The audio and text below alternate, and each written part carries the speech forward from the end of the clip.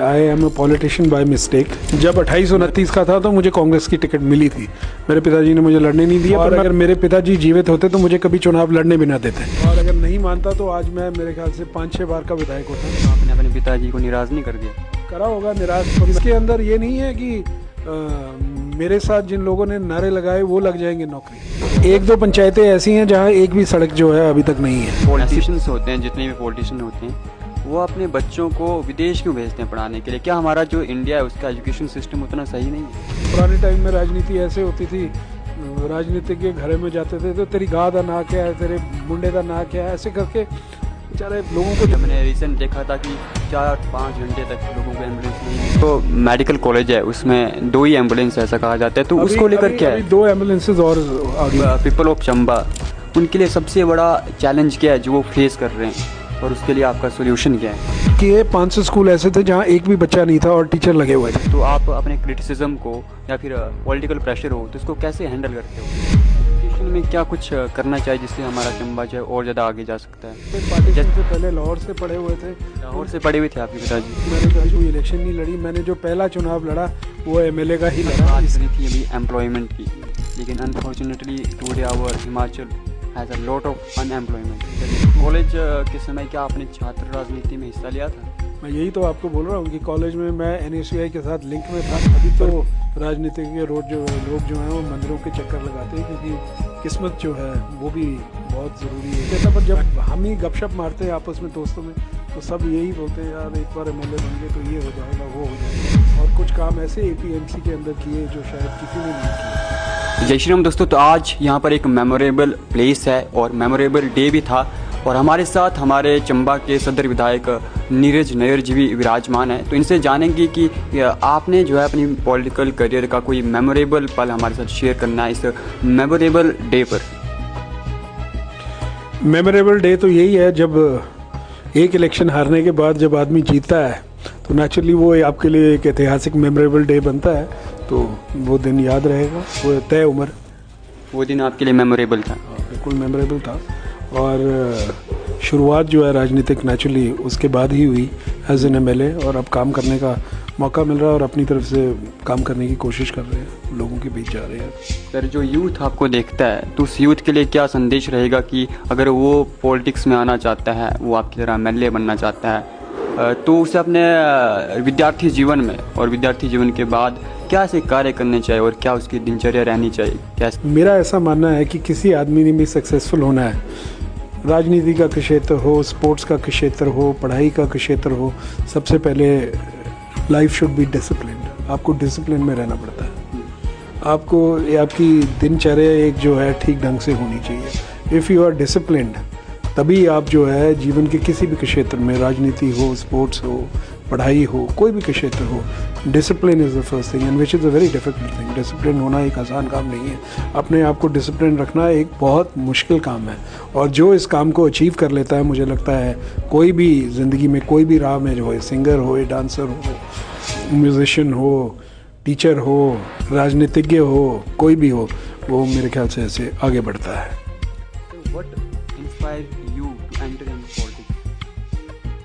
Nothing inspired me. I am a politician by mistake. मैं राजनीति में आ गया राजा वीरभद्र सिंह जी की वजह से। उनके मेरे परिवार के साथ दोस्ती थी और उन्होंने जो है मुझे APMC का चेयरमैन बनाया।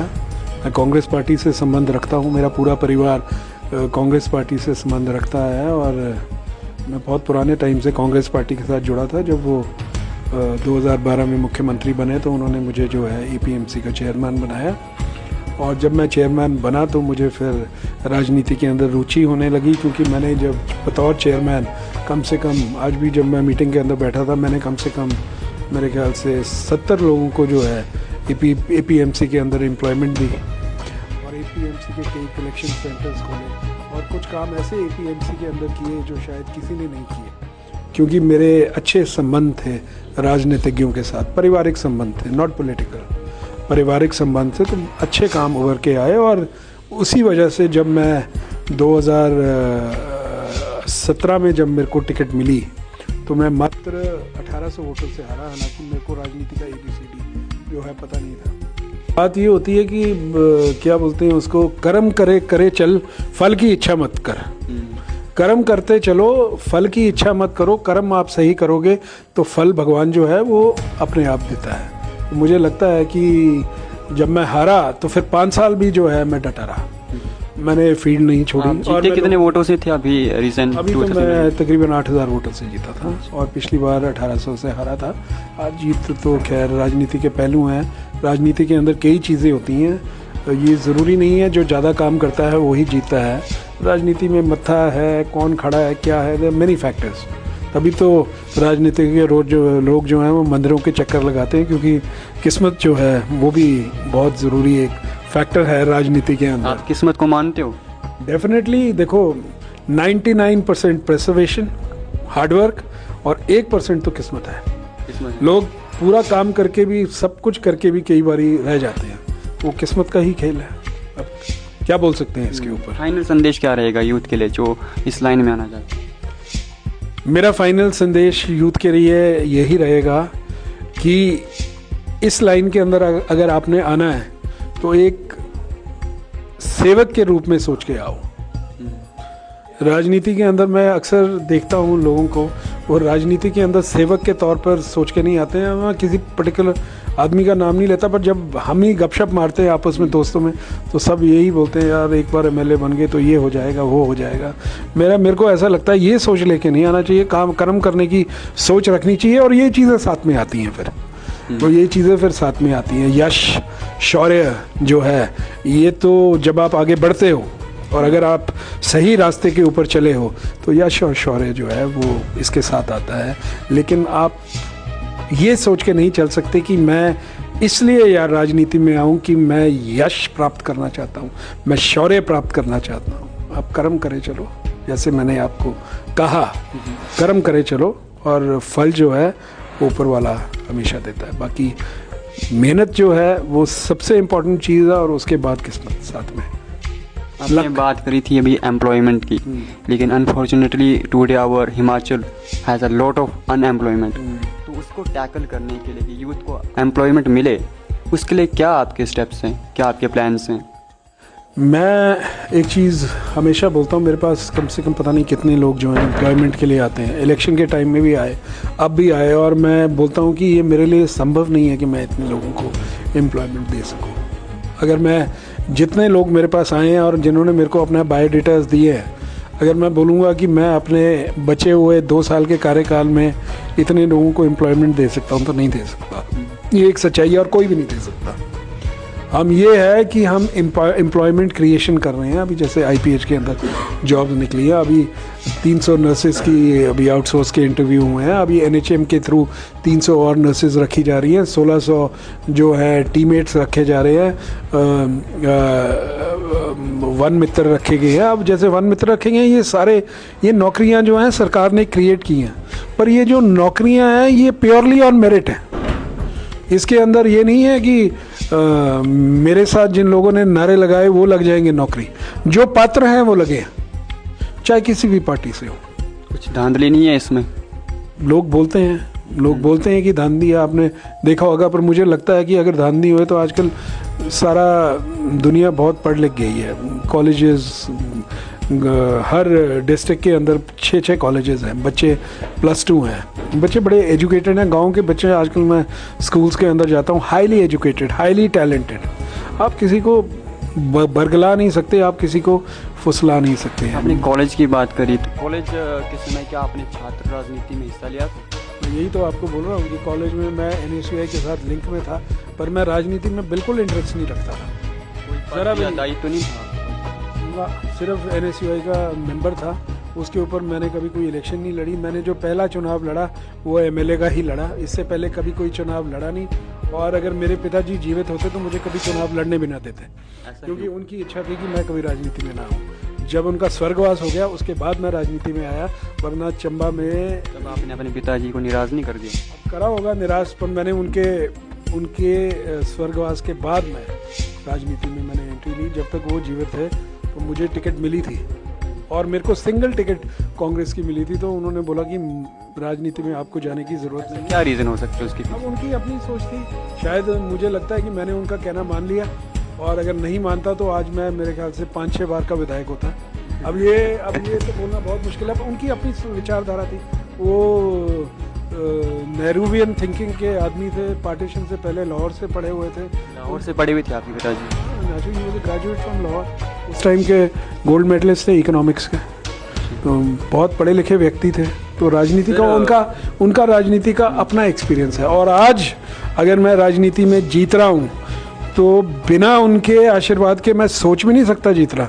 जो वो लोग मेरे साथ जोड़ के गए हैं, जो उनके साथ लोग जुड़े थे, वही लोग जो हैं आपके साथ जुड़े हैं। और मैं एक और चीज़ बोलना चाहता हूँ, मैं इस चीज़ का बिल्कुल खिलाफत करता हूँ। मैं राजनीति के अंदर कई बार सोचता हूँ कि वंशवाद है, परिवारवाद है, मैं इस चीज़ को बिल्कुल नकारता हूँ।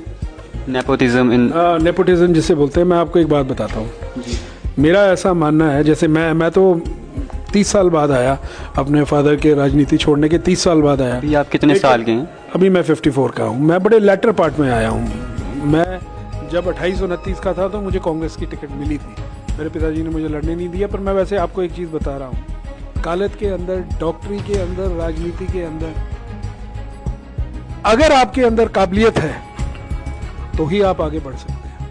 एक बार तो आप चलो छुप छप के टांका कहीं से लगा लोगे, तो रेपिटेशन जो है वो नहीं होती, रिपीट नहीं आप कर सकते। लोग सब कुछ देखते हैं। बाकी जो बंदे 2-2 बार 3-3 बार रिपीट करके जीत के आते हैं, वो वंशवाद के ही लोग हैं, लेकिन जीत के इसलिए आते हैं क्योंकि उनके अंदर काबिलियत है। क्राइटेरिया काबिलियत होनी चाहिए, चाहे गरीब घर का है, चाहे अमीर घर का है, चाहे किसी भी उसका है। क्राइटेरिया शुड बी काबिलियत। अगर आप काबिल हैं, अब गांव के अंदर मैंने ऐसे बच्चे देखे हैं जिनके पास कोई फैसिलिटी नहीं है, और वो आज वो सीमा लड़की को मैं देखता हूँ जो 84 है, मैं उसके जिसने कोचिंग की, ना उनके पास कोई ग्राउंड, ना उनके पास कुछ, और आज वो लड़की जो है पूरे नेशनल में, क्या इंडिया लेवल के अंदर वो गोल्ड मेडल हासिल कर रही है। उसको किसने सिखाया है? काबिलियत, गॉड गिफ्ट। ये सारी चीज़ें हैं। ये तो पॉलिटिकल वाद संवाद होता है, उन्होंने कुछ बोलना है और हमने भी उसका जवाब देना है। सच्चाई ये है कि जिसके अंदर काबिलियत है उसको आगे बढ़ने से। डॉक्टर है, अब कईयों के डॉक्टर के माता पिता डॉक्टर्स होते हैं, ज़बरदस्ती बच्चों को डॉक्टर बनाते हैं, नेपाल जाके बार बार यूनिवर्सिटी में भेज के डॉक्टर बनाते हैं, पर वो इतने सक्सेसफुल थोड़ी होते हैं। जो हमारे मेडिकल कॉलेजेस जो हैं सरकारी, उनसे निकल के आते हैं, कितने टॉप के डॉक्टर्स बनते हैं। तो काबिलियत है अल्टीमेटली, बैरोमीटर जो है दैट इज़ काबिलियत। पॉलिटिशियंस होते हैं, जितने भी पॉलिटिशियन होते हैं, वो अपने बच्चों को विदेश क्यों भेजते हैं पढ़ाने के लिए? क्या हमारा जो इंडिया है उसका एजुकेशन सिस्टम उतना सही नहीं है? देखो बात ऐसी है, डेफिनेटली इसमें कोई सेकंड थॉट नहीं है कि जो एजुकेशन सिस्टम अब्रॉड है उसका तो मुकाबला नहीं है, बियॉन्ड डाउट। देखो ऐसे पॉलिटिकली बयानबाजी, अब आप बोलोगे कि एक प्राइवेट जो हॉस्पिटल है फोर्टिस चंडीगढ़ में और चंबा मेडिकल कॉलेज में बराबर है, तो नहीं है। That is far better. But what far better? In equipments, ठीक है, आपके पास बढ़िया मशीन्स होंगी, बढ़िया कमरे होंगे, बढ़िया बेड्स होंगे, लेकिन डॉक्टर, मेन चीज़ तो है डॉक्टर। डॉक्टर तो फिर वो जो फोर्टिस वाले हैं वो चुरा के लेके जाते हैं IGMC से, वो चुरा के लेके जाते हैं PGI से, जहाँ नाम डॉक्टर के ऊपर लिखा होता है रिटायर्ड PGI, वो हेड बनते हैं ऐसे इंस्टीट्यूट से। अगेन काबिलियत, एवरीथिंग बॉयल्स डाउन टू जिसमें हुनर है, जिसमें काबिलियत है, वही जो है आगे बढ़ता है। इसमें क्या कुछ करना चाहिए जिससे हमारा चंबा जो है और ज़्यादा आगे जा सकता है? जैसे कि अभी आपने रिसेंट हमारे PG कॉलेज चंबा में MCA शुरू कराई, MBA शुरू करवाई, PG कॉलेज में MCA की क्लासेस शुरू कराई, MBA की शुरू कराई, और 4 कोर्सेज मैंने अभी शुरू कराए। जब रोहित ठाकुर जी आए थे तो कराए। तो हमारे यहाँ देखो, अब MBA के लिए किसी को बाहर जाना पड़े अगर, पर अभी भी बहुत कम सीट है, 30 के करीब है मेरे ख्याल, 25 है मेरे ख्याल, 25 के करीब है। तो ये कम से कम चंबा जो पोस्ट PG कॉलेज है उसके अंदर 5400 लोगों बच्चों की स्ट्रेंथ है, और जो स्टाफ है उसके बनिस्बत बहुत कम है। मैं तो फर्म बिलीवर हूँ, ज़्यादा कॉलेजेस नहीं खोलने चाहिए, कम कॉलेजेस खोलो, एक तो जहाँ जिन कॉलेजेस में बच्चे ज़्यादा होते हैं आप ज़्यादा सीखते हो, आपको सीखने को ज़्यादा मिलता है। अब एक कॉलेज है 60 बच्चे हैं 100 बच्चे हैं, उसका कोई फ़ायदा नहीं है, that is wastage of resources. कम खोलो और उसमें ज़्यादा बच्चे करो और स्टाफ ज़्यादा हो, उससे जो है ज़्यादा गुणवत्ता। और सरकार जो है इसी तर्ज पर जो है अभी हमने कितने स्कूल्स बंद किए, हमारी कितनी आलोचना होती है इस बात तो हाँ, इस बात के लिए क्रिटिसिज्म होता है कि कितने स्कूल बंद किए, पर स्कूल ऐसे बंद किए 500 स्कूल ऐसे थे जहाँ एक भी बच्चा नहीं था और टीचर लगे हुए थे। अब उन टीचरों को वहाँ से उठा के उन जगहों पे भेजा गया है जहाँ 100 बच्चे हैं और एक टीचर है। दिस इज कॉल्ड रैशनलाइजेशन कर रही है। तो ऐसे डिसीजन जब आपने क्रिटिसिज्म की बात करी, तो आप अपने क्रिटिसिज्म को या फिर पॉलिटिकल प्रेशर हो तो इसको कैसे हैंडल करते हो? कुछ नहीं है, आपको अपने अंदर की कन्विक्शन होनी चाहिए। अगर आपको पता है कि आप कोई काम कर रहे हो, शिद्दत के साथ कर रहे हो और आप अच्छी सोच के साथ आगे चल रहे हो और अपनी सोच लोगों को बताओ कि भाई हमने इसलिए बंद किए हैं। लोग माने ना माने वो बात की बात है, लेकिन अपनी बात जो है लोगों के पास रखो। और आजकल जनता बहुत पढ़ी लिखी है, लोग सब समझते हैं, अपना अच्छा बुरा सब समझते हैं। पुराना टाइम चला गया, पुराने टाइम में राजनीति ऐसे होती थी, राजनीति के घर में जाते थे तो तेरी गाह का ना क्या है, तेरे गुंडे का ना क्या है, ऐसे करके बेचारे लोगों को ज़्यादा इतनी अवेयरनेस नहीं होती थी। लोग खुश हो जाते थे कि एमएलए मेरे घर में आ गया, खाना खा लिया। अब लोगों की सोच ये है कि मेरे लिए क्या किया, मेरी पंचायत के लिए क्या किया, मेरे लिए क्या किया। अब सोच बदल गई। Now it is a far better politics. Far better politics नहीं बोलेंगे, I would say far more demanding. अब डिमांडिंग बहुत होगी। अभी ये मैं आपसे बात कर रहा हूँ, मेरे फ़ोन बज रहे हैं, ठीक है ना, मैंने फ़ोन उठाया नहीं है 3 घंटे से। अब जब मैं शाम को जाऊँगा तो कई इमरजेंसी फ़ोन होंगे, किसी को एम्बुलेंस चाहिए होगी, फिर वो बाद में मेरे को कल बोलेगा कि सर मेरे को जब ज़रूरत थी फ़ोन नहीं उठा। ये पॉसिबल फॉर अस कि हम सारे फ़ोन सारा टाइम उठाएं। कभी हम मीटिंग के अंदर होते हैं, कभी हम कुछ कर रहे होते हैं, लेकिन फिर भी मेरी कोशिश होती है कि शाम को या 1 या 2 दिन बाद जिस व्यक्ति की मिस्ड कॉल आई है, जब मुझे समय लगे तो मैं उसको वापस कॉल करूँ। ये मेरी कोशिश है, ये फिर भी मिस करती है। एम्बुलेंस की बात करी तो हमारा जो मेडिकल कॉलेज है उसमें 2 ही एम्बुलेंस ऐसा कहा जाता है, तो उसको लेकर क्या है? 2 एम्बुलेंसेज और आ गई हैं, 2 नई की हैं और अभी हमने और भी जो है मैंने CSR के थ्रू भी एम्बुलेंसेज मांगी हैं NHPC से। तो हम कोशिश कर रहे हैं कि एम्बुलेंसेज की संख्या जो है बढ़ाई जाए, हमें बहुत ज़रूरत है। क्योंकि इनकी एम्बुलेंस की कमी की वजह से कई लोगों की डेथ्स हो जाती है, नहीं मिलती है। अभी हमने रिसेंट देखा था कि 4-5 घंटे तक लोगों को एम्बुलेंस नहीं मिली है, क्योंकि एम्बुलेंसेज गई होती हैं, फिर कहीं दूर से आने में समय लग जाता है। पर एम्बुलेंसेज तो मतलब 2, 4, 5 क्या 20 भी हो जाए तो कम है, जितना हमारा लोड है वो तो जितना हो उतना। पर चलो कोशिश कर रहे हैं आस्ते आस्ते जितना बढ़ा सकते हैं कोशिश कर रहे हैं। पीपल ऑफ चंबा, उनके लिए सबसे बड़ा चैलेंज क्या है जो वो फेस कर रहे हैं, और उसके लिए आपका सोल्यूशन क्या है? अभी तो हमारे को मूलभूत सुविधाएं ही हैं, स्वास्थ्य, बिजली, पानी, सड़कें। अभी तो मूलभूत सेवाएं भी जो हैं हमारे पास जो हैं पूरे तरीके से नहीं है। मेरे एक क्षेत्र के अंदर 1-2 पंचायतें ऐसी हैं जहां एक भी सड़क जो है अभी तक नहीं है। ऐसी पंचायतें भी हैं, क्या आप नाम बताओ? अठलुई पंचायत जैसे थी, अब वहाँ थोड़ी ऐसी सड़क हमने ऊपर जो है एक हद तक जो है अभी पहुँचाई है और हम चाहते हैं कि उसको और ऊपर लेके जाए आगे तक। कुछ सड़कें हैं जो रोड से प्रॉपरली जुड़ भी गई हैं और कुछ जो है अभी वंचित है, लोग ज़मीन नहीं देते हैं, कई इश्यूज़ होते हैं इसके लिए। कोशिश कर रहे हैं जितना बेहतरी पर। अब 2, 4, 5 साल नहीं, ये तो एक continuous progress is a continuous process. अब बोलोगी 5 साल 10 साल 20 साल में ये सारी चीज़ें हो जाएंगी, नहीं। अभी अगर आप एक विकसित देश, आप अमेरिका के साथ हमारा कंपैरिजन करो तो हम वहाँ से 500 साल पीछे हैं। कितने? 500 साल। अगर आप व्यक्तिगत तौर पे वहाँ जाओ और वहाँ विज़िट करो और वहाँ के शहर देखो तो आपको लगेगा कि पता नहीं वहाँ इन्होंने बनाया कैसे होगा इतना सब कुछ। तो ये सारी चीज़ें क्या रीज़न हो सकता है इसके पीछे कि वो 500 साल आगे? उनको आज़ादी जो है मिले हुए 500 साल हो गए, हमें 80 साल हुए। हम उस स्पीड से जो है अच्छा कर रहे हैं। हमारे साथ विधायक नीरज नैयर जी, जिन्होंने काफ़ी अच्छा संदेश भी दिया और इनका धन्यवाद भी करना चाहेंगे। Thank you sir.